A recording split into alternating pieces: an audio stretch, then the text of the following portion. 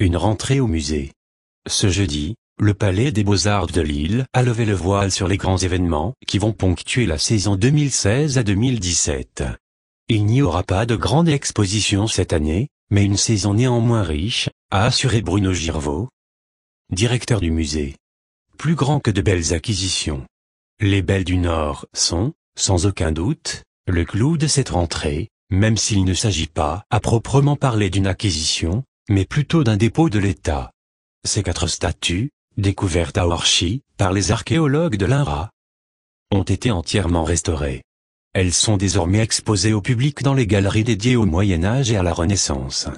Le musée a aussi reçu en don 2 plaques à décor champêtre en faïence de Lille du XVIIIe siècle. Il s'agit en fait d'une série de 4 plaques dont l'une avait déjà été acquise par les Beaux-Arts en 1982. On a peu de chances de retrouver la 4e dont la trace a été perdue au XIXe siècle, a reconnu Bruno Girvaud. La dernière acquisition notable est un triptyque du peintre belge Léon Frédéric datant de la fin du XIXe siècle et représentant la légende de Saint François.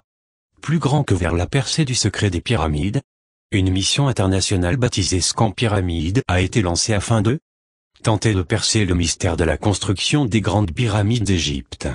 Les chercheurs ont utilisé des technologies innovantes, radiographie par muon, infrarouge thermique et scan 3D, avec laser et drone, qui leur ont permis de voir à travers les murs.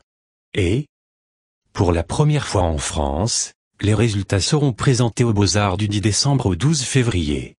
Plus grand qu'un chef aux commandes du 4e Open Museum, fort de plus de 120 000 visiteurs, l'Open Museum de Zep se termine le 31 octobre.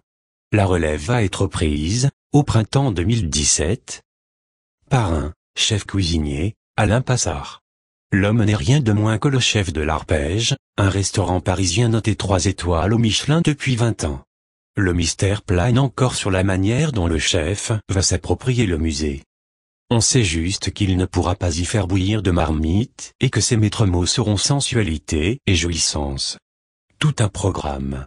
Regardez d'autres vidéos sur site, vidéo.5la.net.